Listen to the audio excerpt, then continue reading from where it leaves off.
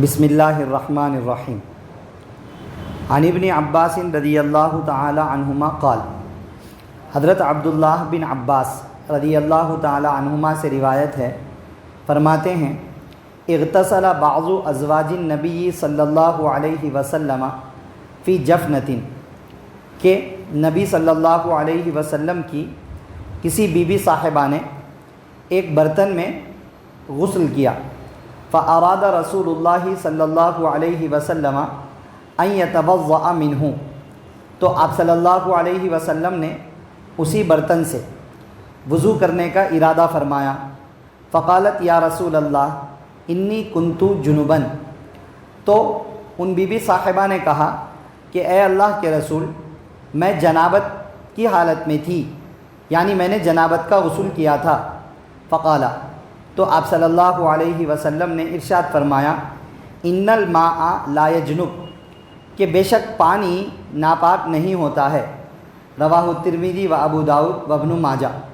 اس حدیث کو امام ترمذی، امام ابو داؤد اور امام ابن ماجہ رحمہم اللہ نے روایت کیا ہے۔ آج کے درس حدیث میں پاکی ناپاکی سے متعلق ایک اور اہم مسئلے کا ذکر کیا گیا، اور بہت ہی اہم مسئلہ ہے جو ہم میں سے ہر ایک کو پیش آتا ہے، اور اس کا حل گویا کہ ہمارے سامنے آ چکا ہے، ایک بڑے مسئلے کا حل۔ بنیادی طور پر حدیث میں جو بات بتلائی گئی وہ یہ ہے کہ نبی صلی اللہ علیہ وسلم کی کسی بیوی صاحبہ، بیویوں میں سے کسی نے جنابت کا غسل کیا، مانے ان کو غسل کی حاجت ہو گئی تھی، انہوں نے ایک بالٹی میں پانی رکھا اور اس پانی سے انہوں نے غسل کیا۔ اس کے بعد اس بالٹی کے اندر کچھ پانی باقی رہ گیا تھا، تو بعد میں آپ صلی اللہ علیہ وسلم نے اسی بالٹی کے پانی سے وضو کرنے کا ارادہ کیا، تو ان کو شک ہوا، انہوں نے کہا کہ اللہ کے رسول، میں نے تو جنابت کا غسل کیا تھا، اس پانی سے میں نے جنابت کا غسل کیا تھا، تو کیا میرے غسل کر لینے کے بعد کوئی اور اس پانی سے وضو کر سکتا ہے؟ کرنا چاہیے کیا؟ وہ سمجھتی تھی کہ نہیں کرنا چاہیے۔ تو آپ صلی اللہ علیہ وسلم نے ارشاد فرمایا کہ تم نے غسل کر لیا، پاکی حاصل ہو گئی، بات مکمل۔ یہ پانی ناپاک نہیں ہے، یہ پانی ناپاک نہیں ہے، یعنی جب پانی ناپاک نہیں ہے تو اس پانی سے کوئی اور پاکی حاصل کرنا چاہے تو کر سکتا ہے، اس پانی سے کوئی اور غسل کرنا چاہے کر سکتا ہے، اس پانی سے کوئی اور وضو کرنا چاہے کر سکتا ہے۔ یہ بات آپ صلی اللہ علیہ وسلم نے اس حدیث کے اندر بیان فرمائی۔ لاجیکلی بھی بات سمجھ میں آنے والی ہے کہ ایک بالٹی میں پانی رکھا ہوا ہے، جنابت کا غسل، جو صاحب یا جو مرد یا عورت جنابت کا غسل کر رہے ہیں، ناپاکی سے پاکی حاصل کرنے کا غسل کر رہے ہیں، وہ خود بھی تو ایک ساتھ بالٹی نہیں الٹ لیتے ہیں اپنے اوپر۔ پانی لیا انہوں نے، ایک لوٹا ڈالا اپنے سر کے اوپر، تو ایک لوٹا بھی پانی لیا تو وہ بالٹی کا پانی جنابت کا پانی ہو گیا، غسل کرنے والا پانی ہو گیا۔ پھر دوسری مرتبہ وہ وہی پانی لے کر غسل کر رہے ہیں، تیسری مرتبہ اسی سے پانی لے رہے ہیں۔ جب ان کو خود کو وہ پانی بار بار پاک کر رہا ہے، مطلب کمپلیٹ پاکی دینے کے لیے وہ پانی بار بار یوز ہو رہا ہے، تو جس پانی نے ان کو پاک کیا وہ پانی کسی اور کو پاک کیوں نہیں کر سکتا ہے؟ بات سمجھ میں آ رہی ہے نا؟ لاجیکلی بھی بات سمجھ میں آنے والی ہے۔ خیر، اگر کوئی لاجیکلی نہ بھی سمجھے، آپ صلی اللہ علیہ وسلم کا فرمانا کافی ہے۔ آپ صلی اللہ علیہ وسلم نے فرمایا پانی ناپاک نہیں ہوتا ہے، مانے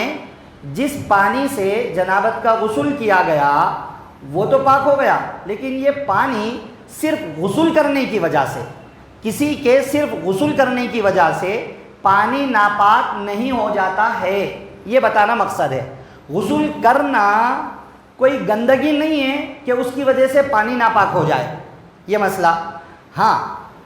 یہ مطلب ہرگز نہیں ہے کہ پانی میں پیشاب گر جائے تو پانی ناپاک نہیں ہوگا، پانی میں خون گر جائے تو پانی ناپاک نہیں ہوگا، یا غسل کرنے والا انتہائی بے احتیاط شخص تھا اور اس نے بدن سے ناپاکی لگی ہوئی تھی تو اس کو دور نہیں کیا تھا، اور اس کے غسل کرنے کے دوران اس کے بدن کو جہاں ناپاکی لگی تھی،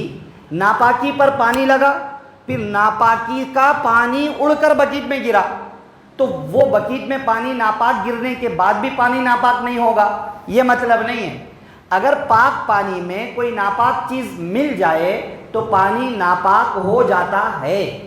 اگر کسی نے احتیاط کے ساتھ غسل کیا، کہ غسل کرنے کا سنت طریقہ بھی یہ ہے کہ پہلے بدن پر جہاں جہاں ناپاکی ہے وہ ناپاکی کو پہلے احتیاط سے دھو لیں، تو ناپاکی پوری دھو لیے، اب غسل کر رہے، بدن پہ کہیں بھی ناپاکی تو لگ کے نہیں ہے، تو اب غسل کرنے کے دوران اگر ایک آدھ چھینٹا بھی اس کے اندر اڑ گیا تب بھی وہ بالٹی کا پانی ناپاک نہیں ہوگا، ایک آدھ چھینٹا بھی اڑ جائے، کیونکہ جو چھینٹے اڑ رہے ہیں ان چھینٹوں میں کہیں ناپاکی نہیں ہے، اگر ناپاکی والا چھینٹا اڑ کر گرے تو پانی ناپاک ہوگا، ایسی بات نہیں ہے، کسی نے کمپلیٹ غسل کر لیا، پانی بچ گیا تو اب اس پانی سے کوئی اور غسل بھی کر سکتا ہے اور اس پانی سے کوئی اور وضو بھی کر سکتا ہے، وہ پانی سب کو پاک کرے گا، ٹھیک ہے نا۔ تو یہ بڑا اہم مسئلہ معلوم ہوا ہے کہ غسل کرنے کے دوران جو پانی بچ جائے گا وہ پانی ناپاک نہیں ہوگا، ٹھیک ہے۔ دوسرا جو ابھی سمجھایا گیا ہے کہ غسل کرنے کے دوران اگر چھینٹے کچھ غسل کرنے والے کے جسم کو پانی لگ کر جو زمین پر گر رہا ہے اس کے چھینٹے کچھ اڑ کر بالٹی میں آ جائیں تب بھی بالٹی کا پانی ناپاک نہیں ہوگا۔ ہاں، تیسری صورت، بدن پر ناپاکی تھی، نہیں دھویا تھا، پھر ناپاک پانی اڑ کر گرا، بالٹی کے پانی میں ایک چھینٹا بھی ناپاک پانی کا گر جائے تو پھر اب باقی بدن کو، خود اس کے بدن کو بھی وہ باقی کا پانی پاک نہیں کر سکتا ہے، دوسرے کو پاک کرنا تو دور کی بات ہے۔ بات سمجھ میں آ گئی ہے نا؟ تیسری صورت ہو گئی، یہ ہے اہم حکم۔ چوتھی شکل، مان لو کہ بدن سے پانی نکلتے جا رہا اور جتنی مقدار میں بالٹی میں پانی ہے اتنا پانی پورا بالٹی کے اندر مل گیا، پاسبل نہیں ہے، ایک لاجیکلی بات مسئلہ سمجھانے کے لیے کہ جو بھی شخص غسل یا وضو کرتا ہے تو اس کے بدن سے نکلنے والے پانی کو مائع مستعمل کہتے ہیں۔ وضو یا غسل کرنے کے دوران پانی یوز ہو کر جو پانی نیچے جا رہا ہے، یوز ہونے والا پانی، اس پانی کو مائع مستعمل کہتے ہیں۔ اور مائع مستعمل کے بارے میں حکم یہ ہے کہ اگر کوئی پاک پانی ہے ایک سائڈ میں رکھا ہوا، وہ مائع مستعمل نہیں ہے، کچھ بھی نہیں ہے، پاک پانی ہے، اس میں یہ مائع مستعمل جتنا اس میں ہے اتنا ہم ملا دیں تو اب وہ بھی کسی کو پاک نہیں کر سکتا ہے۔ بات سمجھ میں آ رہی ہے؟ یوں سمجھیے ایک بوٹل پانی مائع مستعمل ہے، ایک بوٹل، اب بازو اور ایک بوٹل پانی پاک پانی ہے، یہ ایک بوٹل پانی مائع مستعمل کا اگر ہم اس بوٹل پانی میں ملا دیں آدھے کو آدھا اور دو بوٹل کر دیں تو دونوں پانی مل کر یہ اب کسی اور کو جو بے وضو ہے اس کو پاک نہیں کر سکتے ہیں، جس کو غسل کی حاجت ہے اس کو پاک نہیں کر سکتا ہے۔ لیکن نارملی جب ہم غسل کرتے ہیں تو جو چھینٹے اڑتے ہیں وہ بکیٹ کے پانی کے لیمٹ میں نہیں ہوتے ہیں، تھوڑے سے چھینٹے ہوتے ہیں، وہ اس وجہ سے وہ تھوڑے چھینٹے اڑ کے بکیٹ میں گر بھی جائیں تو اس کی وجہ سے وہ پانی پر کوئی فرق نہیں پڑے گا، وہ پانی باقی اس شخص کو باقی غسل میں بھی پاک کرے گا، کوئی اور وضو یا غسل کرے تو اس کو بھی پاک کرے گا، ٹھیک ہے۔ بنیادی طور پر اس حدیث کے اندر یہ بات بتلائی گئی ہے کہ دین کے اندر بہت سہولت ہے، دین آسان ہے، دین کی آسانیوں اور سہولتوں سے فائدہ اٹھانا چاہیے۔ جب پانی اچھا ہے، پاک ہے، پانی میں کوئی خرابی نہیں آئی ہے تو اس پانی کو ویسٹ کرنا حساب دینا پڑے گا، اس پانی کے ایک ایک قطرے کا حساب دینا پڑے گا۔ استعمال کے قابل ہے، پانی استعمال کر لیا جائے۔ طبیعت آمادہ نہیں ہو رہی ہے، جی نہیں چاہ رہا ہے، پانی بہت ہے تو دوسرا پانی استعمال کر لو، وہ پانی کسی اور کام میں لگا لو، لیکن وہ پانی کو ویسٹ نہیں کرنا ہے کہ اٹھا کے بالٹی کا پانی پھینک ڈالا پورا، ایسا بھی نہ کریں۔ بہرحال دین آسان ہے، دین میں بہت ساری سہولتیں ہیں، پاکی ناپاکی کے یہ 2-4 مسائل ہیں، اس کو ذہن میں رکھیں۔